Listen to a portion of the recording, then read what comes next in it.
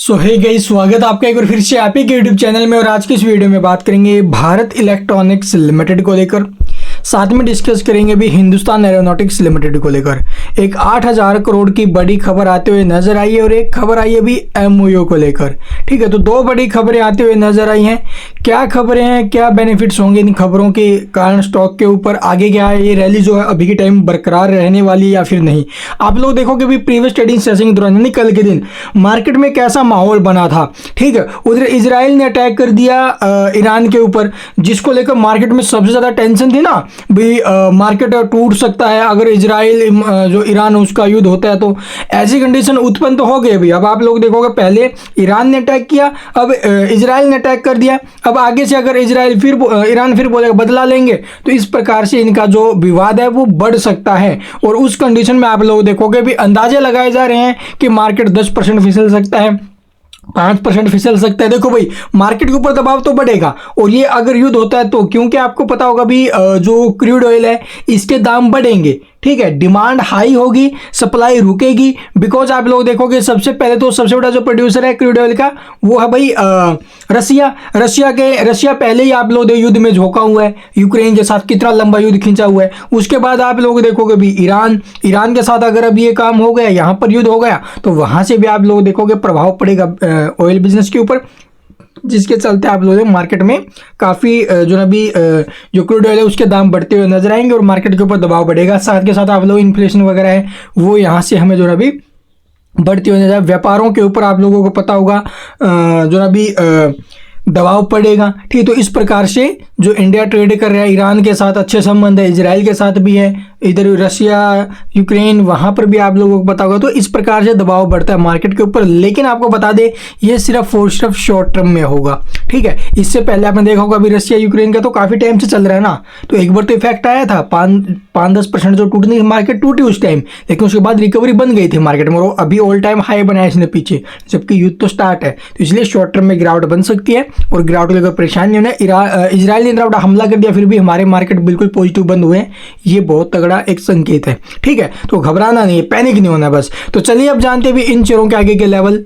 कैसे रहेंगे। तेजी आप लोग देखोगे जो डिफेंस सेक्टर है उसके अंदर बरकरार रहेगी। अभी कंपनियों के रिजल्ट्स भी आने हैं, फाइनल रिजल्ट है Q4 के। ठीक है, डिविडेंड वगैरह क्या कुछ कंपनी देगी या फिर नहीं वो आपको बाद में पता चलेगा। चलिए भी सबसे पहले देख लेते हैं आखिरकार खबरें क्या आते हुए नजर आई है, जिसके बेस पर आगे इन शेयरों में काफी अच्छे मोमेंटम बन सकते हैं। तो चलो देखते हैं। यहाँ पर आप लोग देखोगे विदा ट्रिब्यून के वेबसाइट के ऊपर हमें ये खबर देखने को मिली है, जहां से आपको पता चलेगा। देखो भी जो भारत इलेक्ट्रॉनिक्स लिमिटेड है इसने आप लोग देखोगे भी भारत इलेक्ट्रॉनिक्स लिमिटेड ने सेमीकंडक्टर के लिए आईटी जो मंडी है आईआईटी मंडी के साथ आप लोग एक समझौता किया है भाई। ठीक है, समझौता क्या हुआ क्या नहीं, चलिए आपको दिखाते हैं डिटेल में। तो यहाँ पर देख सकते हो भी भारत इलेक्ट्रॉनिक्स लिमिटेड ने सेमीकंडक्टर क्वांटम प्रौद्योगिकियों और ड्रोन के लिए जो नबी अनुसंधान और प्रौद्योगिकी और उत्पाद विकास में सहयोग के लिए भारतीय प्रौद्योगिकी संस्थान मंडी के साथ आप लोग देखोगे एक समझौता ज्ञापन किया है, उसके ऊपर हस्ताक्षर किए हैं। ठीक है, सेमीकंडक्टर हो गया, क्वांटम प्रौद्योगिकी और ड्रोन के लिए।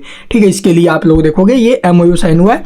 एमओयू का उद्देश्य बीईएल और जो आईआईटी मंडी की पूरक शक्तियों और क्षमताओं का लाभ उठाना है भाई। ठीक है, जो इनकी पूरक शक्ति है ना उनका लाभ और क्षमताओं का उठाना है। और वीएल के एक बयान के अनुसार यह बीईएल द्वारा अपने ग्राहकों को आपूर्ति किए जा रहे उत्पादों या फिर समाधानों के स्वदेशीकरण का समर्थन करेगा और यह केंद्र सरकार की मेक इन इंडिया के पहल के अनुरूप है। तो ये खबर आते हुए नजर आई अभी, यानी कि स्वदेशी जो मेक इन इंडिया का जो लक्ष्य है जो लेकर चल रही हैं भी, जो कुछ भी स्वदेशीकरण होना चाहिए। ठीक है, स्वदेशी अपनाओ भाई। इस प्रकार से हमारे जो पहले तो हम बहुत ज़्यादा जो हथियार थे वो एक्सपोर्ट करते थे, बाहर से लेकर आते थे। ठीक है, इंपोर्ट करते थे सॉरी। तो अभी क्या कर रहे हैं, अभी एक्सपोर्ट का हमारा जो बिजनेस है ना इंडिया का बहुत ज़्यादा ग्रोथ पर है और सबसे ज़्यादा हाई ग्रोथ रही है अभी अब की बार एक्सपोर्ट में। ठीक है, और ये रहा है डिफेंस सेक्टर का। ठीक है, डिफेंस सेक्टर का जो एक्सपोर्ट बिजनेस है वो सबसे ज़्यादा बढ़ के आते हुए नजर है और अभी भी जो कंपनियों को ऑर्डर है ना एक्सपोर्ट ऑर्डर बहुत ज़्यादा तेज़ी के साथ मिल रहे हैं। ठीक है, तो चलिए ये तो हो गया भाई यहाँ पर इस खबर खबर को BL को लेकर खबर। दूसरी खबर आई है जो HCL है, ठीक है, हिंदुस्तान एरोनॉटिक्स लिमिटेड, उसको लेकर आई है। चलिए वो और जान लेते हैं कैसी खबर, और यहाँ पर आप लोग इसे डिटेल में पढ़ भी लेना भी, ठीक, और बाकी वीडियो को पॉज करके, ठीक है, आपको मैंने दिखा दिया। चलिए अब देखते हैं सेकंड न्यूज़। तो यहाँ पर आप लोग देखो जो सेकंड न्यूज हमें देखने को मिल रही है जी बिजनेस की ऑफिशियल वेबसाइट के ऊपर ये खबर आते हुए नजर आई, जहां पर पता चला कि मल्टीबैग डिफेंस PSU के लिए गुड न्यूज है। 8,000 करोड़ का जो ना भी मिल सकता है ऑर्डर। 6 महीने में इसने जो ना भी 90% के रिटर्न निकाल कर दिए हैं जी, 90% के रिटर्न दिए 6 महीने में, और 8,000 करोड़ के ऑर्डर मिलने की संभावना है। तो कैसा ऑर्डर कहाँ से मिलने वाला है, तो यहाँ पर देख सकते हो अभी डिफेंस जो स्टॉक है PSU हिंदुस्तान एरोनॉटिक्स लिमिटेड के लिए गुड न्यूज है कि कंपनी को जो है फिलीपींस से 8,000 करोड़ रुपए का जो है एक्सपोर्ट ऑर्डर मिलने की उम्मीद है। ठीक है, 8,000 करोड़ का ये ऑर्डर है, ठीक है, ये मिलने की उम्मीद है, मिला नहीं है, मिलने की उम्मीद है। यहाँ पर मल्टीबैग डिफेंस PSU एरोनॉटिक्स को जो है भी अच्छी खबर आते हुए नजर आई है। जी बिजनेस की जो एक्सक्लूसिव जानकारी के मुताबिक ये बताया जा रहा है अभी आपको भी, ठीक है, फिलीपींस ने कंपनी को 8,000 करोड़ रुपए का एक्सपोर्ट ऑर्डर मिल सकता है फिलीपींस से, ठीक है। HCL से जो भी लाइट कॉम्बैट हेलीकॉप्टर प्रचंड खरीदने की जो भी तैयारी में है, और वह 30 हेलीकॉप्टर खरीदने को मंजूरी दे सकता है। अगर यह डील फाइनल होती है तो इसकी वैल्यू 8,000 करोड़ रुपए के बीच होगी, और ये शेयर 2% की तेजी के साथ हमें 3752 रुपए पर जो ना भी देखने को मिल रहा है, बंद होते हुए नजर आया अभी पीछे। एक महीने में स्टॉक ने 22% के जो रिटर्न दिए, जोरदार रिटर्न दिए। तो ये बड़ा आपको जो ना भी ऑर्डर मिलते हुए नजर आ सकता है। अगर ये डील फाइनल होती है तो 8,000 करोड़ तक का ये ऑर्डर है भाई, एयरफोर्स से भी मिल सकता है बड़ा ऑर्डर। ये भी खबरें सामने आ रही है, तो यहाँ से आप लोग देख सकते हो भी एक्सक्लूसिव रिपोर्ट के मुताबिक 30% हेलीकॉप्टर तो उनकी डील होगी, आखिरी चरण में है। और बता दें कि फिलीपींस ने भारत से ब्रह्मोस सुपर जो सोनिक क्रूज मिसाइल की भी जो है भी खरीदी है, इससे पहले खरीदारी की है, जिसकी आज डिलीवरी पूरी हुई है। और ये डील लगभग $375 मिलियन की थी, और ये करार आप लोगों साल 2022 में किया गया था। और इस मिसाइल को DRDO ने रूस के साथ मिलकर डेवलप किया है। हिंदुस्तान एरोनॉटिक्स को पिछले दिनों आप देखोगे इंडियन एयरफोर्स की तरफ से प्रचंड हेलीकॉप्टर का भी बड़ा ऑर्डर मिला था। तो ये खबरें सामने आ रही हैं भाई, और इन खबरों के बेस पर अभी जो ये शेयर है आपको जैसे कि 230 के आसपास आपको दिखाई दे रहा है अभी भारतीय electronics limited.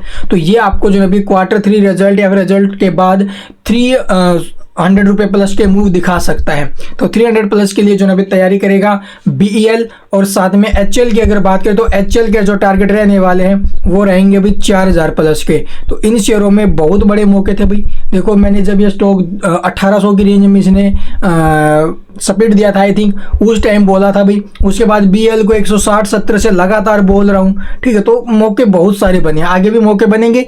Bye on deep करने का अगर मौका मिले, पैनिक सेलिंग आती है मार्केट में, तो उस कंडीशन में नीचे के भाव से खरीदारी करने के बारे में सोचना, न कि बेचने के। Thank you for watching the video.